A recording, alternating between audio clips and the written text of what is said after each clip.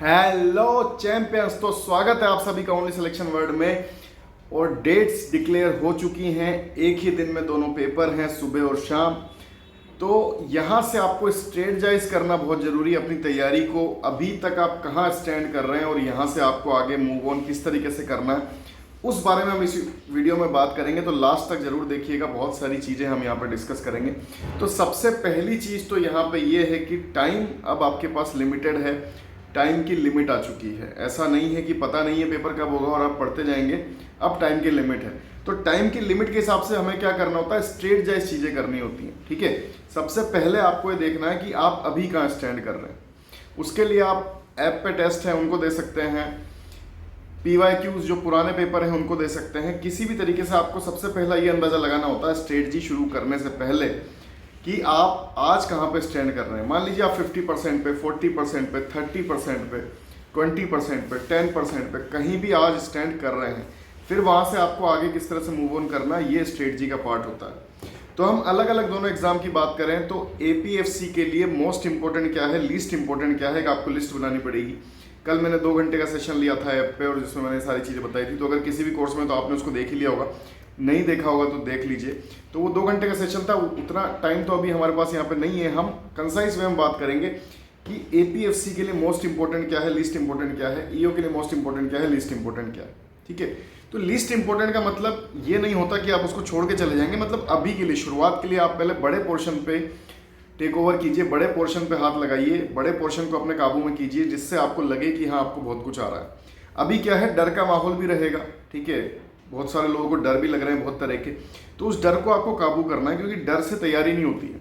कल भी मैंने आपको बताया था, या तो डर है या तो तैयारी।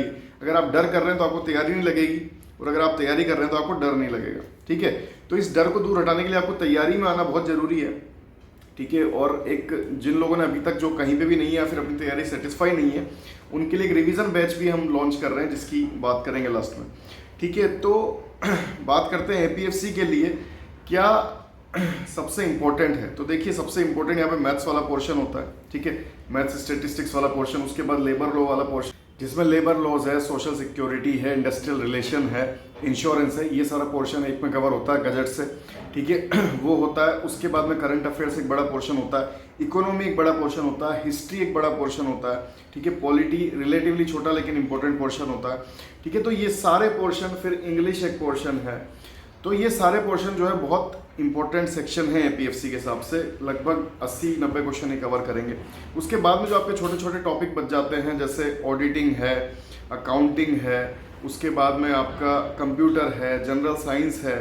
ठीक है, जिनका पोर्शन सेम रहेगा APFC और EO के लिए, वो आ जाते हैं। उसके बाद में पॉपुलेशन डेवलपमेंट ग्लोबलाइजेशन, जो आप करंट से कवर करते हैं। ठीक है, तो ये छोटे छोटे पार्ट बच जाते हैं जिनको आप बाद में भी कवर कर सकते हैं। अभी के लिए आप छोड़ के, इसकी पूरा नहीं करके जाना, मतलब अभी के लिए छोड़ के मोस्ट इंपॉर्टेंट जो उस पर टारगेट कर सकते हैं। ठीक है, उसी तरह से बात करते हैं EO की। तो EO में सबसे इंपॉर्टेंट क्या रहता है, इंग्लिश के 20 क्वेश्चन आते हैं।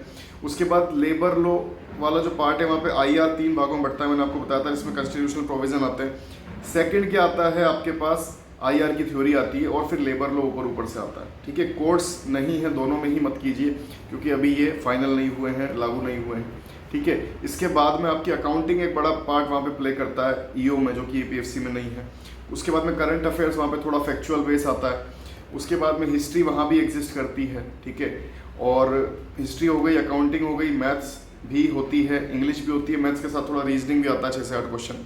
तो ये सब पोर्शन वहाँ पे इंपॉर्टेंट है। उसके बाद वहाँ पे लीस्ट इंपॉर्टेंट क्या रह जाता है, लीस्ट इंपॉर्टेंट में यही जो बाकी चीज़ें बच जाती हैं, जिनसे ज़रूरी नहीं है क्वेश्चन आना या ना आना।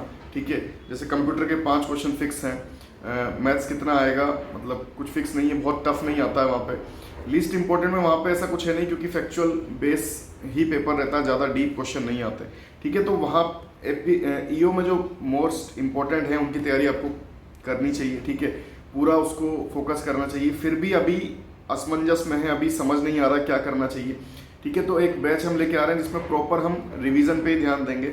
उसमें हम ये मान के चलेंगे कि आपको थोड़ा बहुत आता है। ठीक है, बिल्कुल जीरो से नहीं, जैसे हमारे पहले जो बैच चल रहे हैं उसमें बिल्कुल जीरो से चल रहा है। ठीक है, तो उस तरीके से नहीं, आपका रिवीजन करवाने के हिसाब से। इसमें इसको कौन ज्वाइन कर सकते हैं, जिन्होंने अभी तक कुछ ज्वाइन नहीं किया, कहीं पे अपने हिसाब से तैयारी कर रहे थे, सेल्फ तैयारी कर रहे थे। या अभी डेट देख के डर लग रहा है सेल्फ तैयारी वाले, या फिर वो लोग जो पीसीएस या किसी की वजह से अभी तक नहीं किया, या फिर वो लोग जिन्होंने किया है कहीं पे लेकिन अपनी तैयारी सेटिस्फाई नहीं है। फीस वैसे ही हमारी बहुत नॉर्मल रहती है, आपको पता है बहुत नॉमिनल रहती है। तो एपीएफ इसमें जो है हम एक कॉम्बो की तरह नहीं है, क्योंकि अब कॉम्बो का टाइम नहीं है, अब स्पेसिफिक होने का टाइम है। तो एपीएफसी के लिए सिर्फ जो स्पेशल है वो आपका रहेगा 999 का, और जो ईओ के लिए स्पेशल है वो रहेगा 899 का। ठीक है, इसमें आपका हम पूरा रिवीजन करवाएंगे, प्लस जो भी टेस्ट हैं वो आपके चलते रहेंगे। पीवाईक्यूज बेस्ड रिवीजन तैयारी आपकी चलती रहेगी। ये आपका लास्ट तक मतलब हम इसको करवाते रहेंगे। 15 जून तक आपका सारा सिलेबस करवा के विद क्वेश्चंस, देन हम पीवाईक्यूज और टेस्ट वगैरह आपके करवाएंगे, और लगभग आपको पूरी जून हम पढ़ाते रहेंगे, टेस्ट वगैरह करवाते रहेंगे। ठीक है, तो ये एक रिवीजन का बैच रहेगा। जो भी अभी तक कहीं एनरोल नहीं है या फिर जो अपनी तैयारी सेटिस्फाई नहीं है वो ज्वाइन कर सकते हैं, एक लास्ट टच देने के लिए, ताकि कोई कमी नहीं रह जाए आपकी तैयारी में।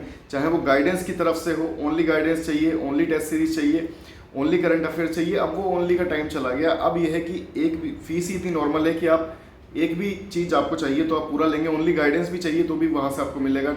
आपको क्वेश्चंस लगाने हैं, आपको कोई पर्टिकुलर पोर्शन में दिक्कत आ रही है तो सब कुछ आपका वहाँ से कवर हो जाएगा। अब क्या है, स्पेसिफिक होने का टाइम है। अब बिल्कुल भी भटकने का टाइम नहीं है आपके पास, एकदम स्पेसिफिक होने का टाइम है। ठीक है, तो इस टाइम को यूटिलाइज कीजिए, बिल्कुल भी जाने मत दीजिए। 28 तारीख से बैच स्टार्ट हो जाएगा। ठीक है, आज 25 है। आज और कल 2 दिन के लिए जो हमारे पुराने बैचेस हैं उन पर डिस्काउंट अवेलेबल है। ठीक है, उनको आप जल्दी से जल्दी ले लीजिए अगर आपको पूरा अच्छी तरीके से कवर करना है। अगर आप रिवीजन के माध्यम से करना चाहते हैं तो शाम को 7 बजे से इसके रजिस्ट्रेशन ओपन हो जाएंगे इस बैच के, और 28 तारीख से इसकी क्लासेस चालू हो जाएंगी। ठीक है, तो यही अपडेट है फिलहाल के लिए। और जो भी आपको दिक्कत है स्ट्रेटजी वाइज, गाइडेंस वाइज, आप पूछते रहिए। लेकिन अच्छा होगा नॉमिनल फीस में अगर आप एक लास्ट टच देना चाहें अपनी तैयारी को, जिससे कोई कसर नहीं रह जाए। और उसी वजह से हम चालू भी कर रहे हैं, क्योंकि रिस्पॉन्स थे काफ़ी इस तरह के। ठीक है, तो यही सारी बात है। आपको जो भी दिक्कत है जिस भी तरह की, उसको सॉल्व करते चलिए, डरिए मत, क्योंकि डरने का टाइम नहीं है। अगर आप अब भी डरेंगे तो सिलेक्शन बहुत दूर चला जाएगा। जितना टाइम आप डर में निकालेंगे उतना दूर सिलेक्शन जाता जाएगा। ठीक है, तो डरने का टाइम नहीं है, अब करने का टाइम है।